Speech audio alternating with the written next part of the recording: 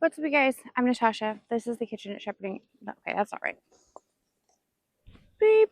Take two. What's up, you guys? I'm Natasha. This is the garden, the kitchen garden at Shepherding Pepper's farm. And I'm tired this morning. It is Saturday. Typically, this would be a garden tour Saturday, and it might be, we might get there, but I am very tired, hence the second cup of coffee. And because of that, I'm not in my usual chatty mood. I might get there. We are in the garden, which brings me an immense amount of joy. Typically on Saturday mornings, I walk you guys around the garden and I share as much horticultural tips and tricks that come to mind when it comes to growing your own garden and growing food for your family. I really need to harvest the garden today. That is my goal. I need to harvest. I haven't been out here for the last week. I've been working on Seth's putting green area. So I've been laying turf, I've been moving stones, I've been doing a bunch of landscaping manual labor, as well as taking care of my 5 children. So I am physically spent this morning, and the poor garden has just been neglected to smithereens this summer. But that just shows you that the garden is resilient and will still produce huge quantities of food as long as you are giving it the bare minimum. That's all you need sometimes, is the bare minimum. So we're going to go around and I'm going to harvest today, and hopefully I will get chattier as the morning goes on. I'm also going to try to sit while we harvest peppers, which is odd for me. I'm not typically a sitting girl. I'm an up girl, but my goodness, every part of me is sore, being hunched over. So we're going to start with the peppers this morning, and we're going to go from there.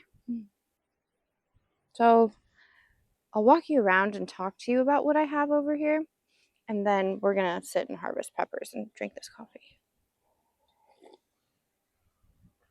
And flowers. I want to take a bunch of the flowers inside. We had this massive storm that rolled through this last week.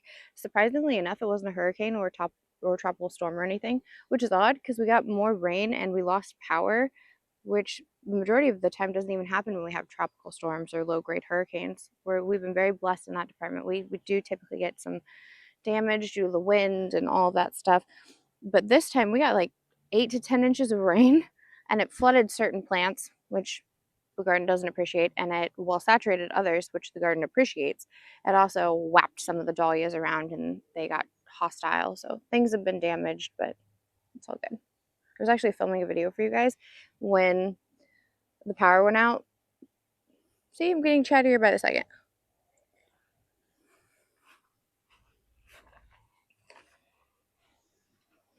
Garden tip number 1 is the food dehydrator manual, because I grabbed something from the garage, because since I have coffee out here, we need something to cover it.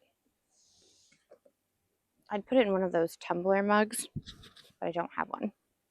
Oh, it's also cold this morning. I don't know if I mentioned that. It's like 67 degrees right now. Might rain in a little bit. We'll just have to see. See, I told you the garden makes me chattier. All right, so this bed right in through here and this bed, these both have various types of sweet peppers in them. These were started much later. I only planted these in a few weeks ago, and we're starting to get little blooms on these. This is an Aros Campoyo pepper, as is that one and that one. And the labels kind of got a little buried when we mulched, but that's okay. Over here, we have some Pippin's Golden Honey Peppers, which are awesome. They start out this really dark purple color. They're a mini bell, a snacking pepper. And then as they ripen, they turn this really beautiful golden honey color. And this is when they're exceptionally sweet and delicious, and everybody really loves these. Buried behind it, this is that actually looks like a Sargia giant chocolate pepper. That's what that is, which will get a really nice dark red-brown color to it.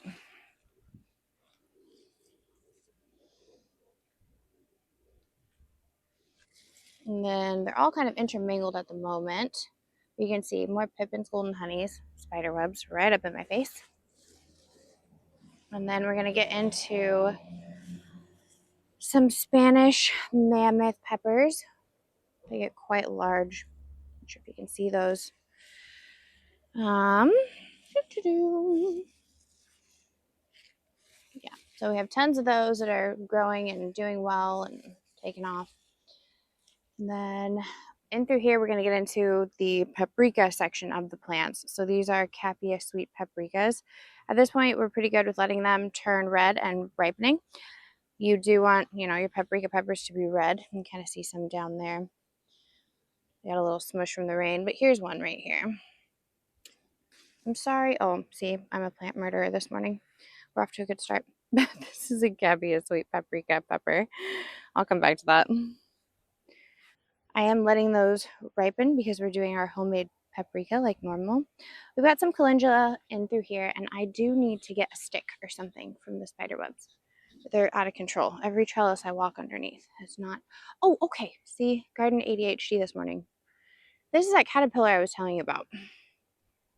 So really quickly, this is calendula that's growing right here with some grass. I'm actively trying to keep the grass under control whenever I come out here.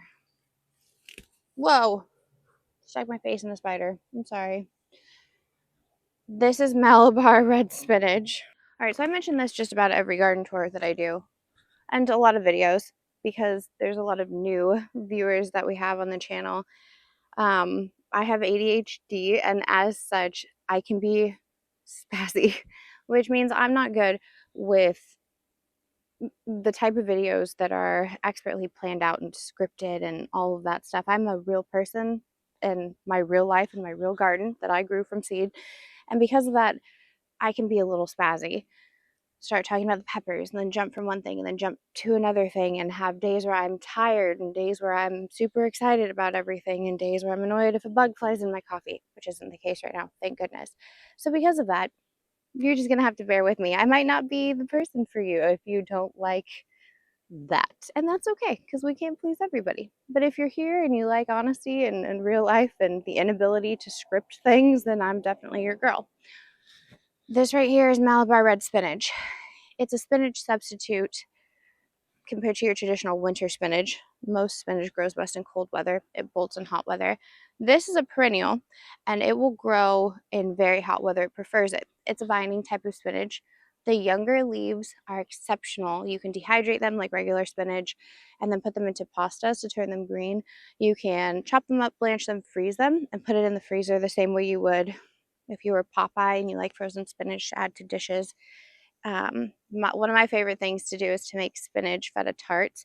I just shot a video for you guys on that. It's in the process of editing. It's absolutely outstanding. And for us being in the deep south, this grows exceptionally well. Whereas I very much struggle to grow traditional spinach here. It's just, we can get it for a little bit and then it just bolts right away. So that's what this is. Now on this side right here, which is what I got distracted with the caterpillar with, this is maypop, or passion fruit as it's more commonly known. This is the yellow variety. It's native to South Carolina and some other places, but here it just grows wild. When we filled the garden beds, we didn't lay tarping or anything down, and we used natural sources from around the property, because soil is expensive, dirt is expensive, especially when you're doing as many raised beds as we have here. They're 18, 24 feet long, 3 to 4 feet wide. So they're intense. And some of the scraps that we used had perennial passion fruit vines in it. We didn't know, it wasn't planned. I actually want to sit while we talk. Okay, so apparently I'm very chatty this morning. Who knew?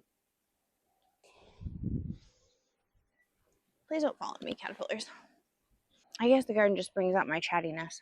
I had bought a couple of passion fruit starts, actually. Planted them up in the front because I thought it'd be really pretty to have perennial passion fruit, on the arch trellis up there. And they died, and I was really sad. And then the next year they started growing, and I was like, wait a minute, that looks like passion fruit. I don't understand. And it took me a second to register, oh yeah, we're in South Carolina, it's native. It must have been one of the things that I had thrown in the bed when I was filling it.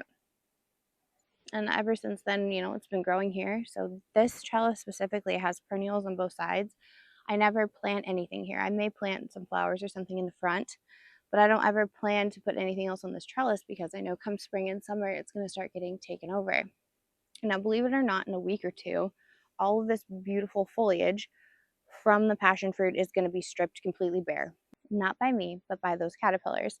This is their native food source, and because of that, they're going to eat it. Now, I could take steps to prevent that from happening. but I love the butterflies. They make me happy in the garden, and this is their native food source. So we'll go ahead and we'll harvest as much passion fruit as we can get from it, and we'll let the butterflies enjoy the foliage and the rest of it. It is what it is. Every year that it grows here, though, it'll get more lush, more full, it'll produce more for us, and it won't be something to worry about. Ooh, some of the flowers are still open.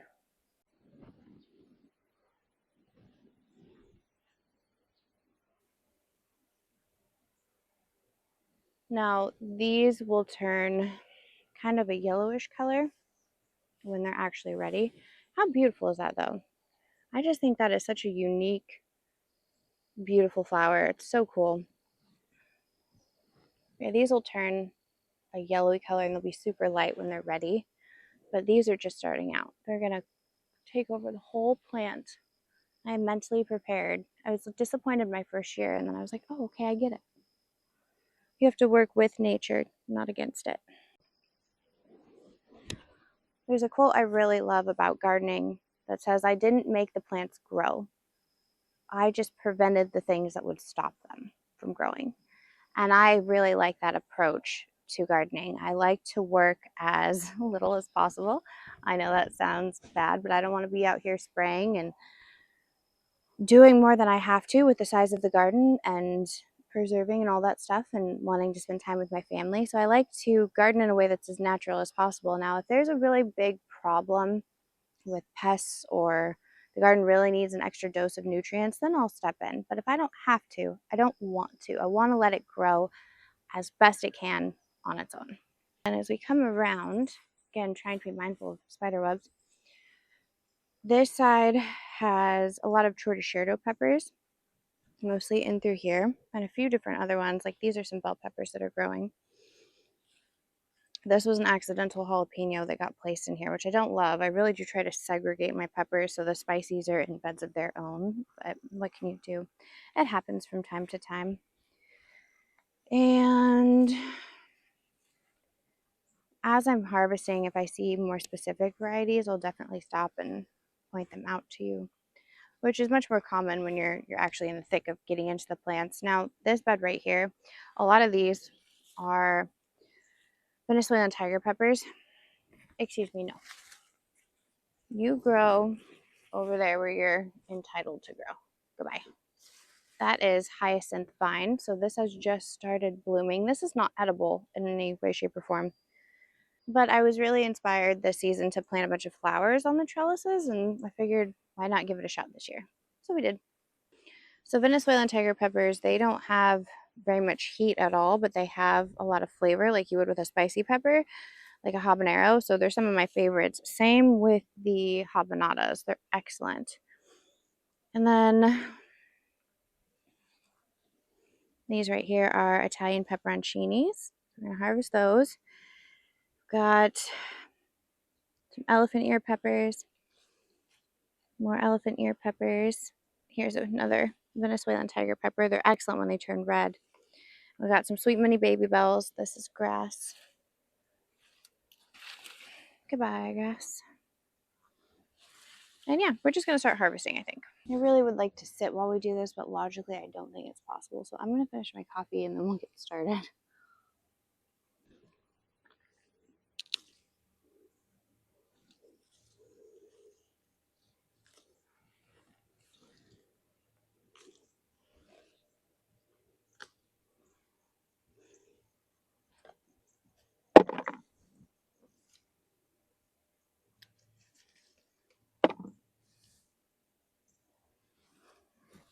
Now I could harvest a lot of these green and fill up buckets and buckets of peppers, but I'm actually at a stage where I'm letting a lot of, well, not a lot of, but certain varieties ripen. So we'll just have to see. What are you? You don't look like you belong here. You look like a misplanting. I bet you this is a cayenne. I'm gonna torture myself. 1 second.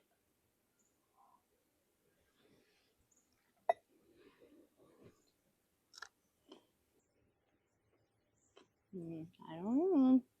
Even green. I think there'd be some heat at this point. What are you? All right, let's begin the harvesting. I'm going to harvest everything that I see that's ripe, and then we'll come back through and decide what we want to harvest green.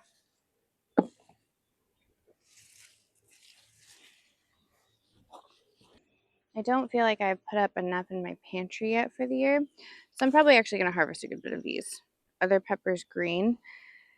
So that way, I actually want to do a good bit of dehydrating our food storage. We dehydrate a lot of things, ground beef, dehydrated chicken, vegetables. A lot of things get hydrated, a lot of things get canned. I like having different stored things. It just makes me feel more comfortable, especially if power goes out, because I have a giant freezer and 2 refrigerators, and the thought of losing all that food just like, oh, kills me. We don't have a generator, which is odd. You would think that we would. We should get one of those. Anyhow, so yeah, I think I'm going to harvest a good bit of the bell peppers that are green still and put more up in the freezer and dehydrate some of them. Okay, it's a good plan we made. I'm going to put the ripe peppers in one basket and the green ones in another. I wonder if these are Marconis, like small ones. Probably. Now, any plant that's kind of little like this is definitely going to get stripped. This is a tiny guy.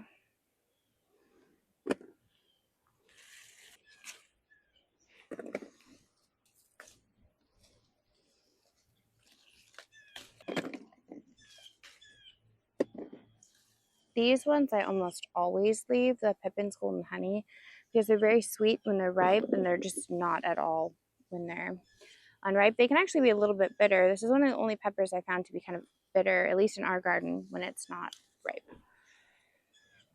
Now, like I mentioned, we did get a ton of rain.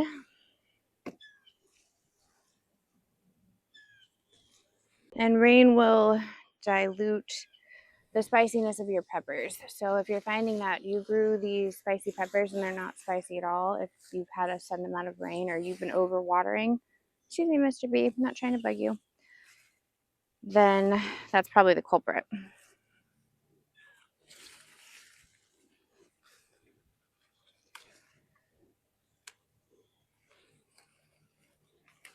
My children have, my camera's cattywampus. Oh, it's funny. My children have theater auditions coming up, and one of my kids is doing the Mulana How Far I'll Go song. And I just have it stuck in my head, just on repeat constantly now.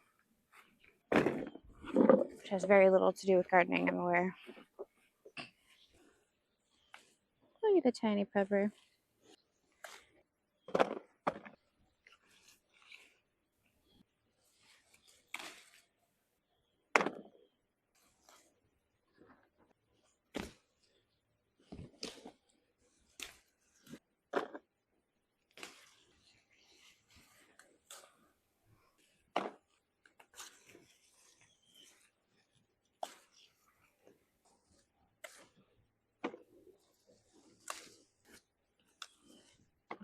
Well, anytime I see fruit that's not doing well like this, there's no point in leaving that on the plant, because that'll just hinder the plant from growing new peppers. So there's no point to keeping rotting fruit or fruit that's gone bad on your pepper plants.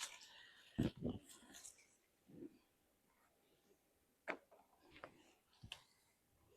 can definitely tell certain varieties are handling the rain a little bit better than others, which I can't do much about. Nature is going to do what nature wants to do.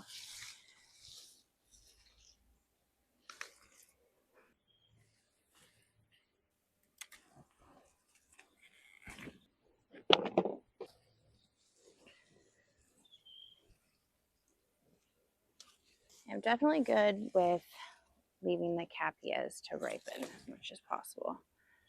Ew. Rain trodden peppers, yuck.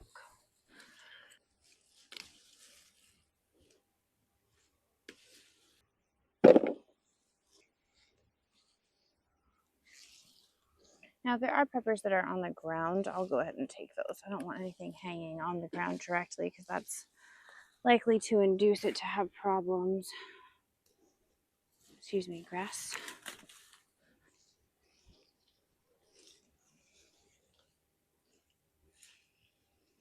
I think these ones.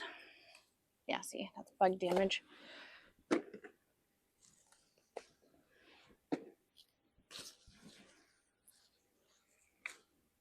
So these ones are starting to ripen. There's a chance that these can ripen all the way in the house.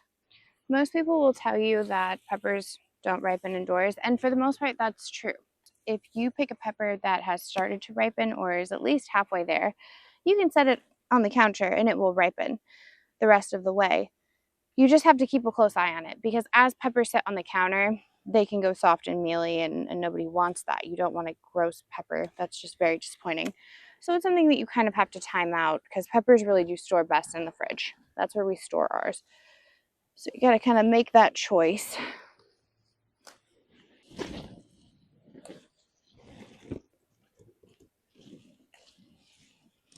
See, this one had started to rot too because it was sitting on the ground, but hopefully it'll just drop seeds in the bed for next year. All right, we'll get to the other side in a second, but I'm actually going to go over here, since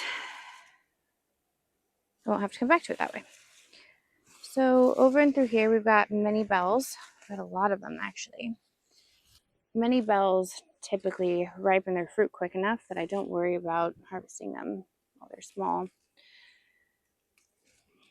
That's not a mini bell. That looks like it's a Melrose pepper. Now, if the plants are still super small, like you can see this one got planted in early. It's not nearly the same size as these guys who've been here for a while. This is a Lesia sweet pepper. I'll take anything that's on small plants because they don't need to focus as much on growing fruit. They need to focus on growing taller. So I can take these and get a mini harvest, which will send signals to the plant to keep producing more fruit. And in turn, it will get bigger with a better capability to produce more, which is ideal. Another little Lesia. Okay, this right here is a Capia that's ripened. Look, it's a ripe habanada. Well, it's like Christmas. If I was feeling nicer, I would take this inside and share it, but I don't. I don't feel nicer. Holy crap on a cracker. That is so good. Habanadas have such a fruity flavor that they taste like they should be super spicy, and they're not. I love them. They're so good. I don't want to eat the seeds though. I want to save them for next year. It's starting to warm up. So these right here, these are more mini baby bells. And then these are Venezuelan tiger peppers. You can see them right there.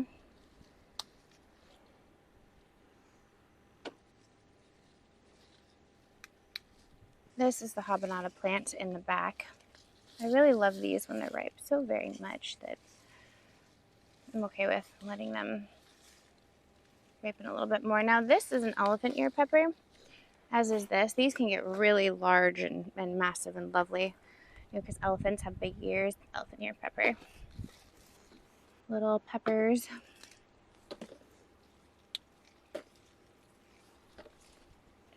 Anything close to the ground. See a weed, pull a weed. Yeah, but a lot of these ones I'm good with letting ripen. The habanadas, things of that nature. Because they're small and they're more tedious to try to chop up, so I don't really have a lot of interest in that. More elephant ear peppers. These are nice ones to chop up.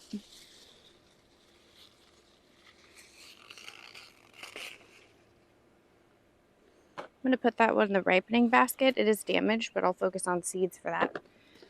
Look at these. Way to go, elephant ear peppers, just showing off. I'll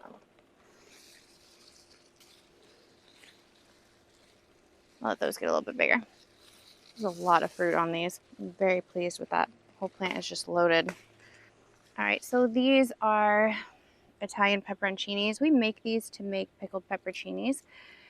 And this is a decent size. I could let these get a little bit bigger, but I'm good with taking these like this. Mostly because I know myself, and I know that right now I'm highly focused on finishing the project I'm working on for Seth, and because of that, I'm not going to pay a lot of attention. I do like to pickle the pepperoncinis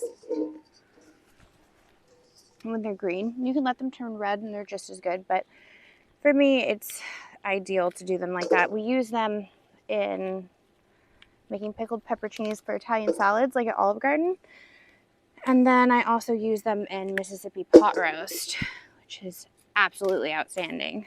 I used half a quart of pepperoncinis and their juices in a Mississippi pot roast yesterday, and it was so good. It was killer. But because of the fact that I know I'm focused on getting that done, it's probably better for me to just go ahead and take these, since they're not so small that it's... I don't want them to be so tiny that chopping them up is going to be a pain, but I also don't want to forget about them and have them all ripen. I'd rather take them and ensure that I have enough to accomplish the goal of what I'm trying to accomplish. Plus, harvesting them like this should produce another batch. I only grow 1 or 2 of these plants because they're very productive and I don't need an entire pantry's worth of them.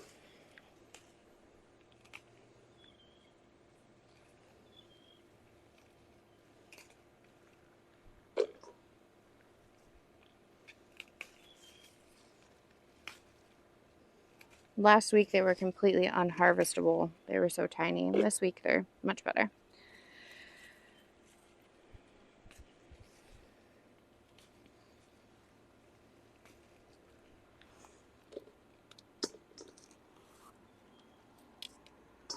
I think about that a lot when I'm harvesting things. Is this going to be something that's going to be a pain in the butt for me to chop up and deal with? Because when you're chopping up so many peppers, and you have to take smaller ones sometimes because the plant is little, you don't want to do more work than necessary. You don't want to have a million peppers like this and then be stuck for 12 years chopping up every little pepper you see. No, no, no. These are pretty.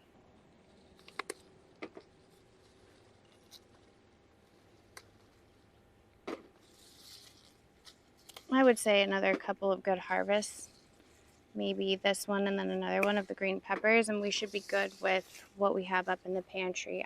I thought that I was good because we had put a ton of stuff in the pantry and then in the freezer, and then I had made a bunch of freezer meals, and I realized, okay, yeah, I need to rethink this strategy a little bit and put more in there, because you chop them up and then you can put them in a variety of dishes, so it's really helpful to have a ton of them. Plus, peppers from the store cost an arm and a leg, so I might as well put up what I know I will need for sure for this year. I guess my mind has just been so bogged down. Typically it's not even something I think about. I'm like, oh, okay, yeah, I know I need roughly this much. This year it's been, my brain's been just in other places with all of the other work that we're doing, which is okay. Sometimes life is like that.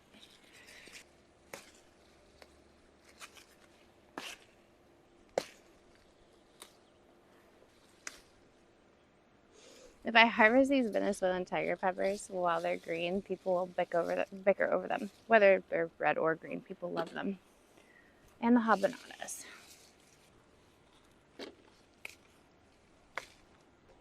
I don't even know how long we've been harvesting peppers at this point. I've been here a little bit. Which is why I wasn't worried about calling today a garden tour necessarily, as much as it's just about getting harvesting done. We'll just have to see. Who knows?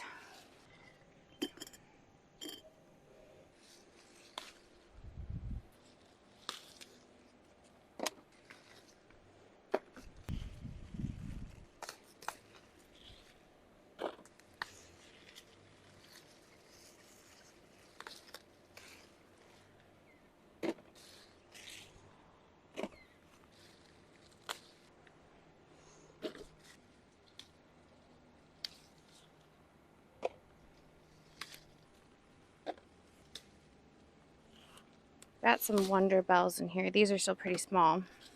That's all right. They'll get there.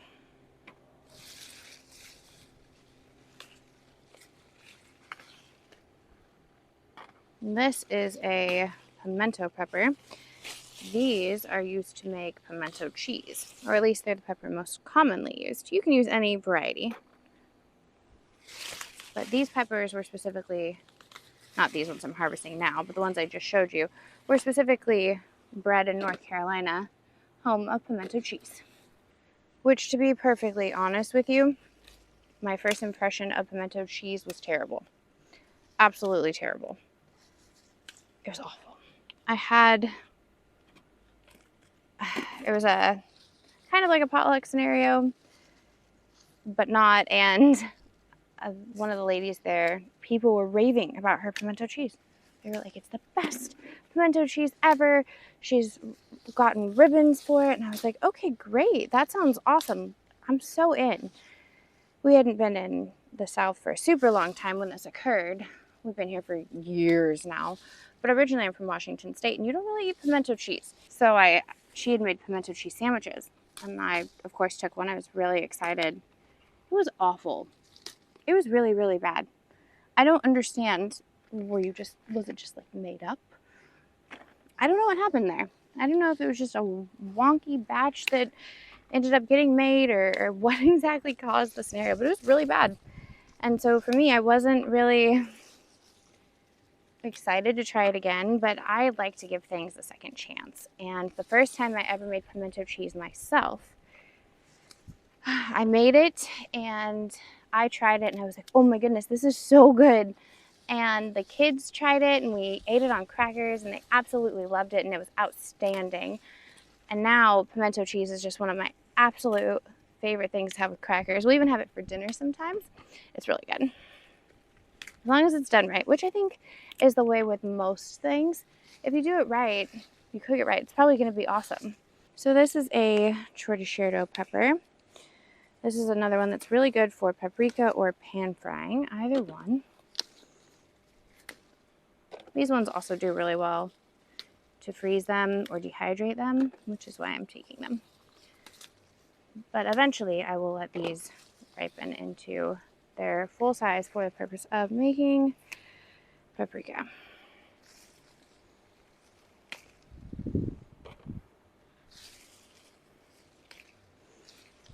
And then over and through here you can see the Capia sweets looking awesome.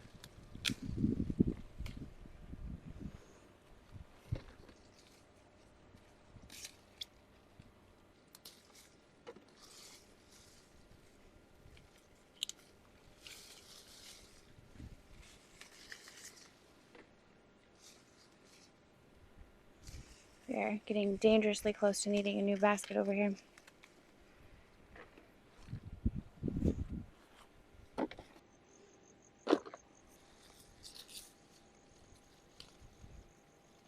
These are Melrose peppers right here.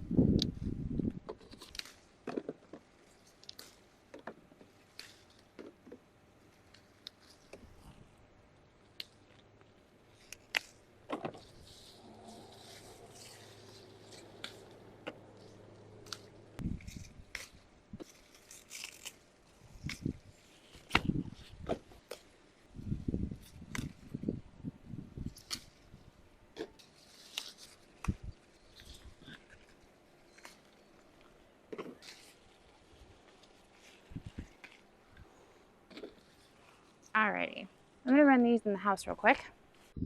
Alright, so this right here is sweet Genovese basil. This is my favorite for making things like pesto or bruschetta. And then these right here are very abused ginger stalks that are growing. My sheep got in here a while ago and ate them down, which was sad.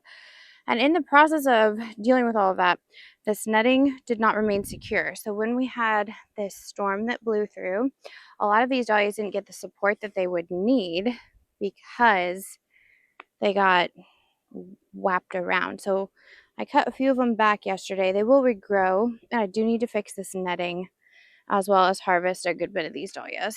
This right here is a cucumber. It does not need to be in here. It can go somewhere else. So this is one of the things that I'm going to do. We grew all these dahlias from seed this year. They're really pretty. Now this trellis has two different things on it. This right here is firecracker vine. This is another vining flower.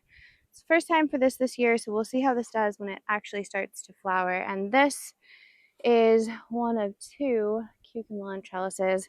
It's not producing a ton of fruit at the moment, but it has been extraordinarily hot. A lot of times when your weather is in the mid to upper 90s, over 100 degrees, the plants are going to stop producing blooms. They're going to stop producing fruit. That's very common, especially with tomatoes and things like that. So I am not shocked in the least bit that there is not really any fruit on these cucumber melons because it has been so hot. Now, right now we have this sort of cool period that we're going through. It's about a week of cool weather for us. Right now, again, like I was saying, it was 67 when I came out, and I think it's about 70 now.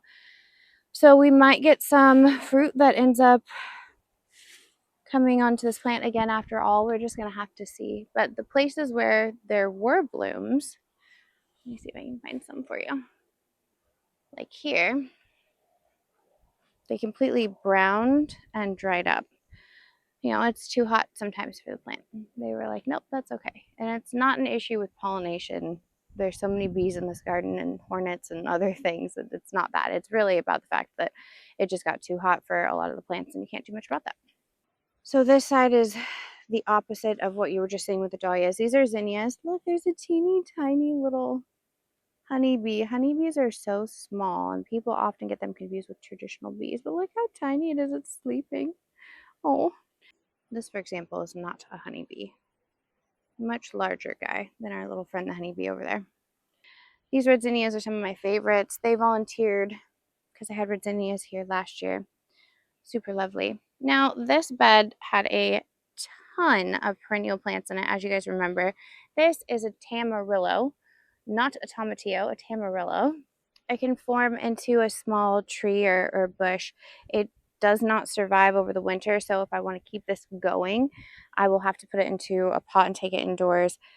But it's supposed to produce these little fruits, kind of like ground cherries, and they're supposed to be really good. And this is my first year growing it, and so I'm excited to see how it does. But this bed that I just showed you had a ton of perennial plants in it, flowers, landscaping type things, herbs, and I went ahead and harvested them out of this bed. I guess not really harvested. I went ahead and transplanted them out of this bed into all the different areas that we've been landscaping around the property. And because of that, it's very empty. My plan is to have asparagus and strawberries in here in the future. We'll see how it does. I do have a little oak tree over here that's growing. I will dig this up and put this somewhere else as well. More grass, which at this point, the grass that's grown in the beds is all been thrown onto the walkway. And so at this point, I'm taking it and throwing it over into these bare spots that the people ruined when they drove through here. But this is asparagus ferns right here. I do have some strawberry transplants in here. We'll see how they do. Strawberries are pretty done being transplanted by me at this point. Here you can see a asparagus stalk. One tiny asparagus. These are crowns that are 3-4 years old at this point, so it's okay if I harvest them as I see them.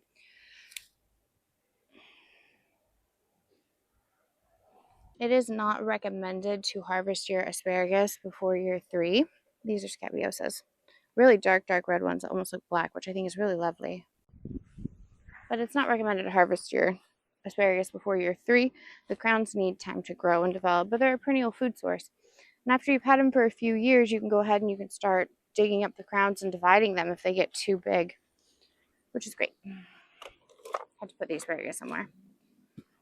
So this right here is black-eyed Susan vine. You can see it growing right there. I think that's really lovely, and this should do a good job of filling out the space because right here we have perennial sweet peas. These are Flora Norton sweet peas, and these kind of do a good job of filling out the space in the fall and early spring. They don't like hot weather though, so I can cut them back in the spring when it starts to really warm up, and then have the other ones there.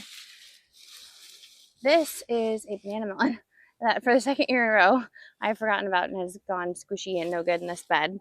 But all of this right in through here, this is volunteer banana melon from when I did this last year. I wasn't paying enough attention and the melon exploded and got overripe in the bed, which is fine. It is what it is. It looks like we're just keeping to routine here, which is good. I am going to kind of move this and let it fall into the ground so I can try to. The vines get so fussy when you mess with them because they get damaged often. But this right here is a very tiny pepperoncini plant that is struggling with the onslaught of vines from the banana melon, as are these peppers, which makes sense. I mean, they're being really overcrowded. So you can see we've got a lot of really small little fruits here. gonna go ahead and harvest from these peppers what I can. Like, look, right in the middle of this melon. This is a yellow Pimento. I don't know how you say it, but right in the center of it, there's a banana melon growing. Hilarious. Now, all in through here, we've got different types of peppers growing. These are poblanos. I do have these block planted, so you've got poblanos, and then you've got guajillos, and then you've got honka peppers. And as you come down, you have banana peppers right in through here. And then this is the cherry tomato trellis. I am going to do another round. I'm going to do another round of tomatoes in the garden, so long as nothing goes amok with it. We'll just have to see. But a lot of the trellises are ready, and I did already start the seeds, so we'll see. Tomatoes don't take an extraordinarily long time to grow, so this fall I'm going to be doing a combination of brassicas and a combination of spring and summer type crops. So I won't be doing winter squash, but I will be doing, another round of zucchini, another round of cucumbers, another round of tomatoes, as well as cauliflower, broccoli, Brussels sprouts, all that good stuff. Now this is the opposite side of that bed. So you can see the invasion of the banana melon. The kid was helping me in the garden to mulch some more bare spots, and we got to get that trash picked up and out of here. You can see we've got that's a stink bug on my cherry tomato. That's what this damage is right here. They see a ripe tomato, they ruin it for us. That's just their way. I was going to take these down and I didn't, and they've just been hanging on for dear life, which is fine. These are American leeks. Over and through here, we've got, gosh, these are so loaded with blooms. We've got more ponca peppers and guajillos in through here and here. This is a Capia sweet pepper. This was my mystery pepper bed, so anything that I lost a label for or didn't know what it was, it went in here. So that's a lawnmower. So this has a smorgasbord of different peppers in through here. For example, this is a Venezuelan tiger pepper, which should have gone with the sweet ones, but what can you do? Over here, what are you, lovely? No fruits. I'm not really sure yet. We'll have to see. Some of these look much more angry about the rain. You can see all the leaf damage and just it's falling apart. Whereas the peppers that are planted much more densely and closer together, they can support each other by drawing up water. And when you get 8 to 10 inches of rain like that, I mean, the plants are not going to be happy about it. Not peppers. They can withstand quite a bit of drought. So because of that, they're not thrilled, the ones that are planted farther apart, which is why I typically plant them closer together. This is our Aunt Molly's ground cherries. And then over and through here, we've got some habanero peppers, some cayennes, and some buena mulatas. Show these ones. Most of these trellises had tomatoes, and I've just neglected them and have not gotten them down, which happens from time to time. These are Megatron jalapenos, which are my favorite variety of jalapeno. Instead of planting 16 different varieties of jalapenos this year, I stuck to mostly the Megatrons. And then we've got some Serrano peppers. Quite a few of them, actually. Bunch more Megatrons.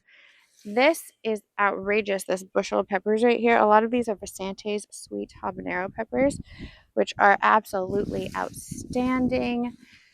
We use them in a lot of hot sauce making recipes in through here. We're going to do a good bit of harvesting of the hot peppers. I'm really excited about that. The corn, we're going to talk about the corn in just a second. This is the Lofah trellis. So we grow our own sponges. My second oldest daughter absolutely loves this. She talks about it being like a magical fairyland. But I get really nervous because I'm not a big spider fan. So I'm always hesitant when we come in here. But this is what you're looking for when you are harvesting your loofahs. So this is completely brown and dried out. So I can snip that in a second. But the loofahs start off this dark green, end up going yellow. And then they'll turn brown and they'll dry out and they'll be super light, which is how you know that your loofahs are ready. This trellis is loaded down with both bees, and we've got some hornets and all sorts of stuff. But there are 3 plants planted on each bottom of the trellis, and it's bloomed out of control. So I'm really excited. I had a viewer recommend doing a Christmas gift list, things you can make at home, sponges, soap, loofah soap scrubs, edible dishes, things like that. And I loved that idea so much that I'm going to start brainstorming all the different things that I'd like to do for that. I think that's just a fantastic idea. Homemade Christmas gifts that you'll actually enjoy getting, not just making, but also enjoy getting. You know, I think I love gift giving. Gift giving to me is like an art. My kids will tease me if you've ever seen the show Parks and Recreation. Leslie Knope, when it comes to giving gifts, not her overall person, but when it comes to giving gifts, I can be a lot like that. I love giving people gifts, and I will spend a lot of time thinking about it. My kids will say little things throughout the year, and I write it down on my phone, things that they like, things that they love, their favorites of things. If Seth goes, oh, it'd be great to have blah, blah, blah, blah, blah, I'll write it down. And I love giving gifts. So that'd be really fun. Spiders do like to make webs in here, so we're going to avoid that. Now, we're going to talk about all the stuff that's going on with the corn and some fun, interesting facts about that in a second. Corn's pretty much done. I did not enjoy growing the corn over here at all. It did not do well for me. Definitely going to go back to doing our corn over there. We would get massive harvests when we did our corn and our watermelon in this space over there, which is almost the same size, if not a little bit bigger than the garden, which is about 10,000 square feet. And then that's including walkways and stuff though. And then we have our pasture back there, and we have plans for the progression of the property as long as we're here, which hopefully is for quite some time. Nobody wants to leave, but we've moved so many times in our lives due to the fact that Seth was in the Navy for 10 years that I'd like to say this is it. I hope and pray that this is it, because I'm so happy, and there's so many things that are coming to life with our property and our vision for the future, and we gradually keep working on expanding it and growing it, but who knows. Anyways, the corn, not so great over here. I've been really enjoyed doing it over there. That's been kind of our in-ground space that we've used. We'll definitely be doing it over there in the future. It only got planted in here because of the fact that what we planted in the other space got ran over. So yeah. Now this is Aunt Molly's ground cherries. The ground cherries volunteer all over the garden because of the bees. I planted them once in the garden. They just come back year after year. This is a trellis full of Blauhild beans, and this is a Santa Claus melon. Blauhild beans we're using this year as a drying bean. You can eat them fresh if you want to. They're really good when they're small. This is another part of the trellis that is all Blauhild beans in through here. And these are Blue Lake pole beans right here. This is our sweet potato bed that we've had a couple of melons, not melons, but squash sneak into somehow. And then these are slippery silk pole beans. Again, these are used for a drying bean. The Blauhild ones can be kind of a white to brown to tan color, whereas these ones over here are typically a pink and red, and we use them in our chilies and our other dishes throughout the year. We also got some tomatillos. We're going to check on these in a minute. And the sweet potato vines need to go back in the bed where they belong. And you can see there's a lot of bare space down here. It's because we did potatoes in here earlier and had a huge, massive potato harvest. So we're going to be filling this up for fall. A lot of the beds that are empty at this point, I'm leaving empty for the purpose of transplanting them for fall. So this is what I'm talking about with the watermelons. The intention was to have the watermelons grow in the bed. They are not growing in the bed. They always do better on the ground. Always. Whenever I try to do the watermelons in the bed, I'm very quickly reminded that they do way better not in the beds. Not to say that you can't. However, watermelons can grow extraordinarily long vines, 10 to 12 to 15 feet. It really depends on the variety. And as they grow, if you grow them along the ground, they're going to continue to put out little roots that will grow and get bigger as time goes on. And that supports the plant. It means you have to water them way less. When I plant them in the perennial garden, I basically don't ever water them. I water them for the first few weeks after I put them in, and then I don't really after that. And they grow and produce huge quantities of watermelon. If you were with us last season, you remember, gosh, I don't know. We had one video where we were preserving, 150 pounds of watermelon because we just could not eat it fresh enough. We were juicing it. We were turning it into jelly. We were canning it, like literally canning watermelon juice because we had watermelon coming out of our ears because it sprawls like this. And every time you pick up the vines to move them back in the bed, you're ripping those roots out of the ground. And they will try to put new roots in the bed if you were laying them flat, but it's just, you have to really be on top of it. So I don't love this when it turns into a jungle in between the walkways. It's not my favorite. It happened with the pumpkins, which is fine on this side because they can kind of grow out. But again, I'd prefer our vining ground coverage type things really be done in an in-ground space. It just works better for us that way because I don't have to try to walk through it or deal with it or anything of that nature. And it's very disappointing to plant your watermelon and then not get very much of a harvest. So if you compare this year's watermelon to harvest to last year's watermelon harvest, it's not nearly the same thing.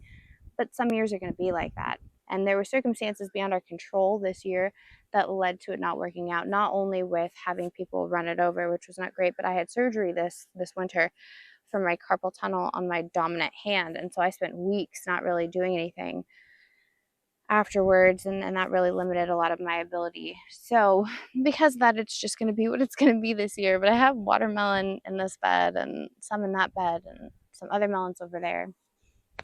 It's just going to be what it is. And every time you walk through the area, oh, see, there's bees. I don't want to step on the bees. But you have to be able to walk through it for the purpose of obviously looking for the melons. But when you walk through it, you can damage it. So it's just a zoo in this area. This is tall plume solicia, which I love. I keep harvesting it and taking it inside and putting it up as a flower. It's really great too because it's actually edible. So you can use it as a dye and in tea with medicinal benefits and as flower sprinkles. So you can do a lot with that.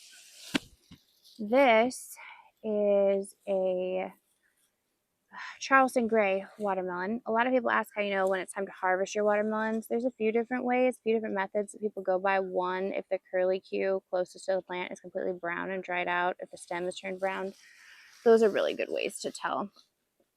This one's really close, but the stem is still kind of green. It started to brown. So I'd say a few more days on that, and that'll be good. It's smaller, though, than it would be if it was in the ground. And you can see most of what we had in the bed is not in the bed. We had our cucumbers on this trellis. I'm in the process of taking all the cucumbers down. We're going to start over with that in a little bit. Oh, see, I don't want to step on all the vines. But I do want to look and see if there's anything in here so I don't miss it. So yeah, this is not my favorite situation. Plus we have snakes out here, so don't love that either. So I'll try to search through all of this in a moment, I think. But this stem right here, this looks very green. I'm trying to walk around and talk about things so there's actual content before I just start getting into more of the harvesting, because I was over there forever with the peppers. These look like they're about done. I have so many seeds. Touch them and they just fall out everywhere, which is great because then you really don't have to worry about the tall plume solicia self-seeding. It's a lot like all the basil in this bed. So we're going to kick this next round of harvesting off back here with these other peppers. I do like to sort my spicy peppers ahead of time while I'm harvesting them. Not that I can't tell them apart, and sometimes I do give up on myself when it comes to that. Just because occasionally it's easier to just throw them all in one basket and let the cards fall where they want to. However, if I already have different buckets in front of me, it's a little bit easier. I also know I'm going to wash all of these when I go in the house, so I should probably not leave that in the video.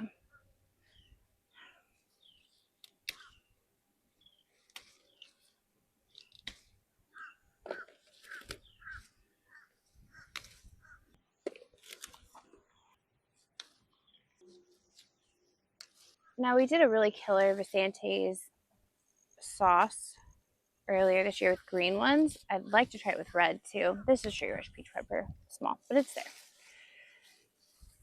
But yes, I would really like to do another batch of Visantes sweet habanero hot sauce. It's really, really, really good.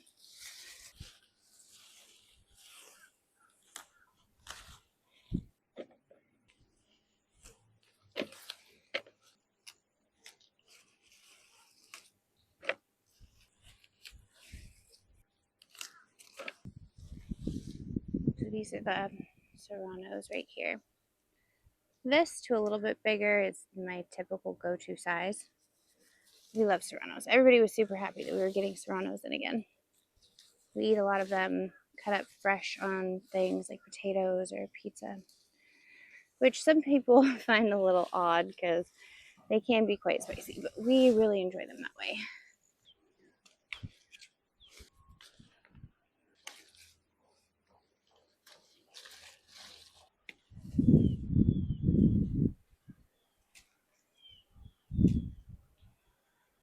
So on our corn, this is the first year it's happened to us specifically, but it started to grow this fungus. There's a really good example in here somewhere. I just have to find it. But so this is a corn cob thing right here. And you can see this blue stuff right here. So this is a fungus, and I'm probably going to pronounce it wrong. Can't remember how you pronounce it exactly. It's like huitlacoche or something like that. It is a delicacy in Mexico. It's become increasingly more popular here in the United States. I have not tried it. I don't know if I'm going to. I think I'm probably not. I'm going to pass on that one.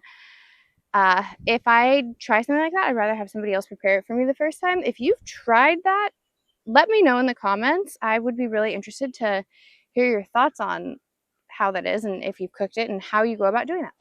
All right, so my phone did die and need to be charged, so I worked on the corn and harvesting the tomatillos while the phone was charging. This is that Genovese basil. So I want to take this inside. We're going to test out this mic's audio. This is a new mic for me because my neighbor really loves to ride around on his lawnmower every day. By every day, I do mean every day. To the point that we now have a running joke that if I come outside to film something, we can time it and see how long it takes before he starts his lawnmower, because it's almost always after I come outside. It's pretty funny. So hopefully the audio is pretty good. I wanted to grab some of the dahlias. If I'm going to be bringing all of this food in the house, I wouldn't mind having a couple of really nice bouquets of flowers as well. I grabbed some from another bed too while we were waiting. So this one will be really nice because it has these big fluffy ones, but then we'll also have some of these littler ones in here. Those will be very complimentary, I think. It also gives me a chance to cut these more spent blooms off. Whoa, there's a million critters on that. Things I was not prepared for 101.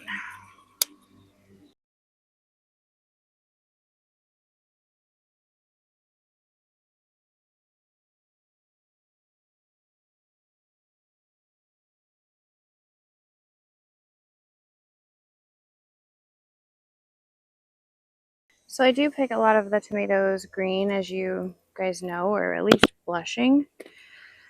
A lot of the time simply from the fact that the pests are just out of control over here.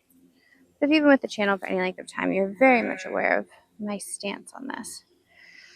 And then we just let them ripen in the garage, and they turn to the appropriate color quite quickly because of the heat in the garage. You ideally want to have your tomatoes ripen in a warm place. The warmer, the better. It doesn't have to have sunlight. A lot of people think you have to put your tomatoes in a window where there's sunlight. That's the best way to ripen them, but the truth is they ripen not based on sunlight, but based off of heat. So if you are having trouble ripening your tomatoes, putting them in a hot environment will do that. They fruit best in weather that is 70 degrees, maybe up to 80. But once you get past that, it's going to focus more on ripening rather than setting blossoms and new fruit. Not that it won't, it just isn't going to happen at a very exponential rate, if that makes sense.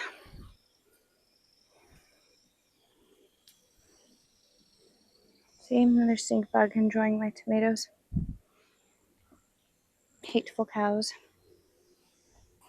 So these are the banana peppers. Now these I've been letting get to a pretty decent size because I have been stuffing these with sausage and cream cheese, which is just delicious.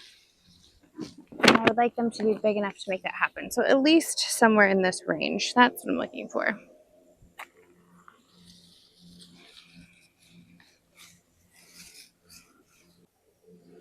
So this is the opposite side of that watermelon bed. And this beauty over in here looks gorgeous. It's not done though. You can see it's not all the way yellow, and Its stem is very much still green. The curlicue is still very green. So this is not ready or anything like that, but it's exciting to see it at least. This is the bed that has just a crazy amount of basil in it.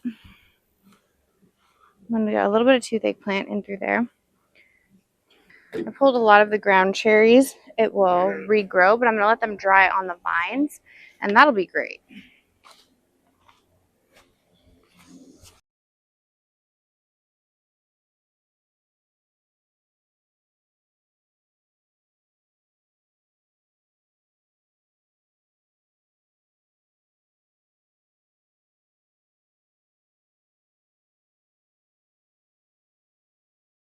So while I was over here, I noticed a teeny tiny little pumpkin. And this is ripe. This is the color that it is when it's done. Can't remember the name of this one off the top of my head.